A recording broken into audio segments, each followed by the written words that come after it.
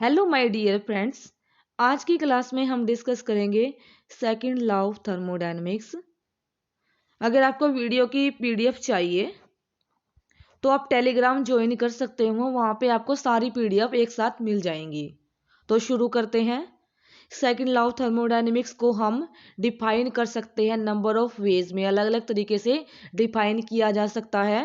But दो statement यानी कि जो Kelvin Planck's and Clausius statement है, दो डेफिनेशन के थ्रू हम कॉमनली डिफाइन करते हैं। तो सबसे पहला देख लेते हैं कैल्विन प्लैंक स्टेटमेंट क्या है।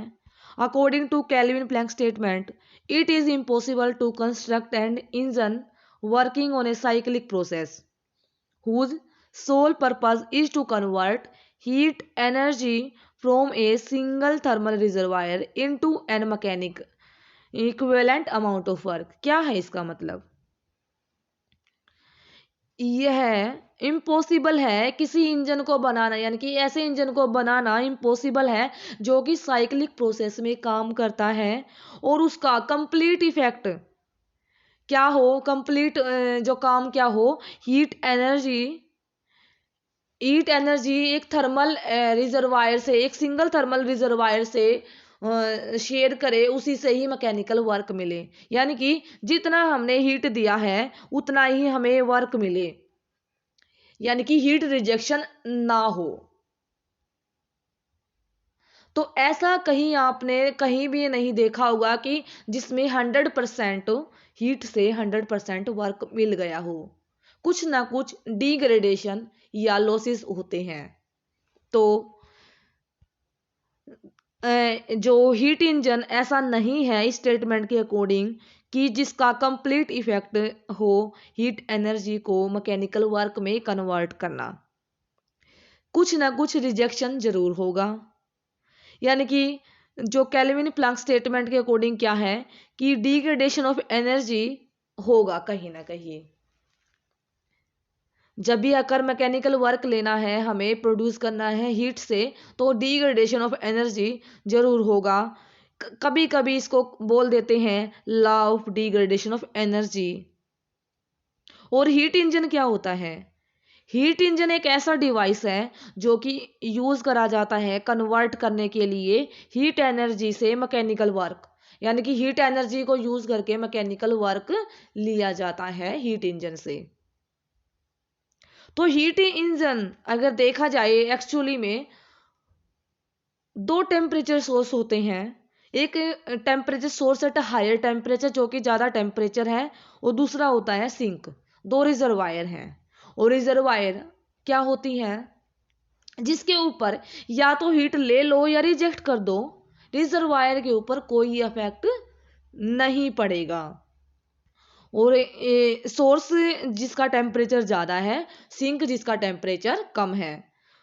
हीट इंजन ये डिवाइस है, इसके बीच में फिट कर दिया, यानी कि सोर्स से heat Q one amount of heat engine के पास में गई है जिससे हमें वर्क मिलेगा, मैकेनिकल वर्क मिलेगा। और मैकेनिकल वर्क कितना मिलेगा? जितना Q1 हीट सप्लाई हुआ है माइनस Q2 जो कि रिजेक्ट हुआ है, माइनस Q2 नेटवर्क क्या हो जाएगा? Q1 माइनस Q2, क्योंकि रिजेक्शन होगा ही होगा। ऐसा पॉसिबल नहीं है प्रैक्टिकली। तो हीट इंजन की एफिशिएंसी से डिफाइन किया जाता है। और एफिशिएंसी अगर याद नहीं हो रहा है तो क्या कर सकते हो, डब्ल्यू नेट यानी कि work divided by heat supplied. अगर नहीं आपसे समझ आए एग्जाम में कि एफिशिएंसी क्या होता है, तो हीट इंजन हमारे को वर्क देता है, ठीक है, पता है। और क्या दिया हमें, इनपुट क्या मिला, दिया हमने हीट दिया है। तो एफिशिएंसी को हम डिफाइन कर सकते हैं आउटपुट डिवाइडेड बाय इनपुट। ये भी याद ना रहे तो आप क्या कर सकते हो, याद कर कैसे रख सकते हो? कम अपॉन ज्यादा। क्या? हमेशा कुछ ना कुछ लॉसेस होंगे, आउटपुट जो मिलेगी हमेशा कम होगी as compare to input. Input हमें ज़्यादा देनी पड़ेगी, यानी कि हीट सप्लाई ज़्यादा देनी पड़ेगी, कुछ ना कुछ लॉसेस होंगे तभी हमें वर्क आउटपुट मिलेगी। तो याद ना रहे तो इस तरीके से भी आप याद कर सकते हो, उसको मेमोराइज कर सकते हो। तो ये आ जाएगा हमारी एफिशिएंसी। जो नेट वर्क आ जाएगा Q1 माइनस Q2 और ये Q1 हीट सप्लाइड। देन ऐसा इंजन जो वोयलेट करे, यानी कि एन इंजन विच वोयलेट, जो इसको गलत साबित करे केल्विन प्लैंक स्टेटमेंट जो इन्होंने दी है केल्विन प्लैंक्स ने, उसको बोलते हैं सेकंड, यानी कि उसको मशीन को क्या बोलते हैं, perpetual machine of this second kind, यानी कि PMM second, PMM second. Then आता है Clausius statement. According to Clausius statement, it is impossible to construct a device which operating in a cycle which can transfer heat from a body at a lower temperature to a body at a higher temperature without the help of external devices। क्या कहने का मतलब क्या है कि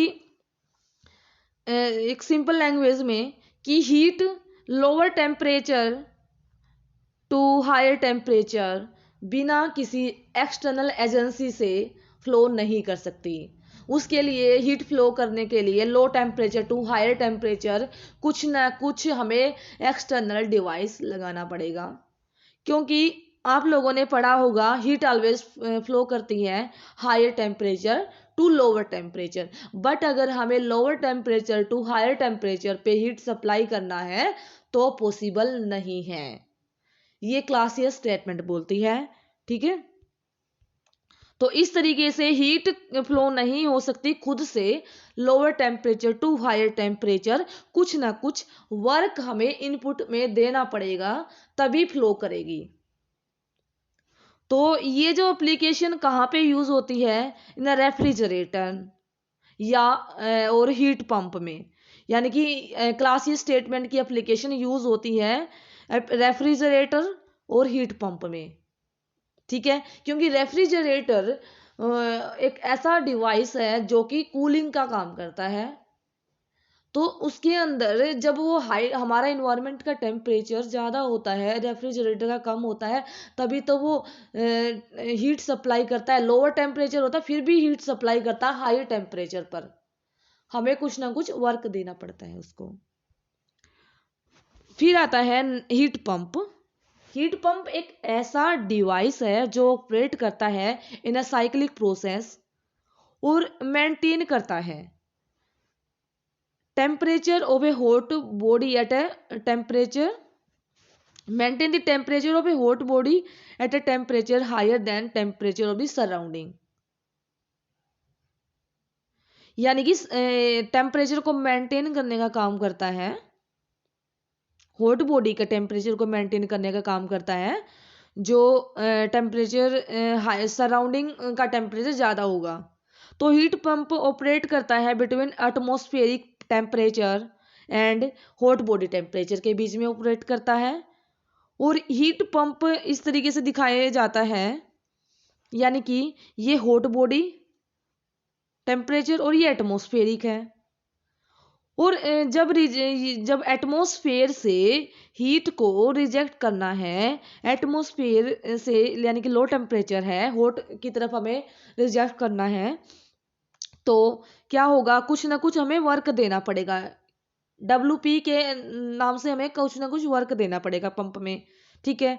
और pump में काम दे दिया तो जो हमारी Q1 जो रिजेक्ट हुआ है वो कितनी आ जाएगी, Q2 प्लस WP, ठीक है। और जो रेफ्रिजरेटर और जो हीट पंप को मेजर किया जाता है in term of coefficient of performance, in term of coefficient of performance, और इसको भी ऐसे ही डिफाइन किया जाता है आउटपुट डिवाइडेड बाय जो हमारा जो मिला था हमें Q1 जो higher temperature divided by WP जितना हमने सप्लाई किया था, और WP Q1 divided by Q1 minus Q2, ठीक है। देन आता है रेफ्रिजरेटर एक ऐसा डिवाइस है जो ऑपरेट होता है साइकिल में, जो मेंटेन करता है body temperature lower than the temperature of surrounding, यानी कि सराउंडिंग से कम टेम्परेचर मेंटेन करना। तो जी ऑपरेट होता है between the cold body temperature and atmospheric temperature. तो क्या है, ये cold body at temperature T2 और ये एटमॉस्फेरिक टेम्परेचर T1। तो रेफ्रिजरेटर को कुछ ना कुछ हमें वर्क देना पड़ेगा, तभी क्या करेगा, यहाँ से हीट को सक करेगा, हीट को लेगा, Q2 हीट को लिया है और यहाँ से रिजेक्ट करेगा हायर टेम्परेचर पे।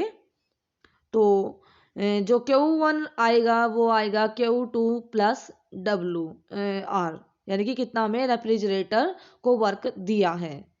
तो इसी तरीके से जो हीट पंप की तरह ही रेफ्रिजरेटर को भी एक्सप्रेस किया जाता है in term of coefficient of performance measure किया जाता है।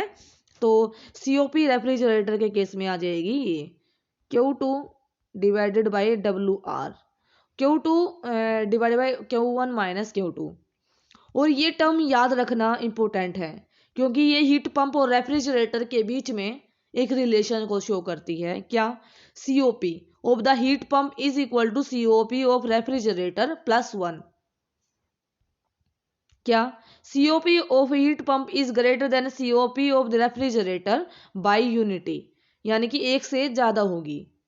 COP of heat pump is equal to COP of refrigerator plus 1।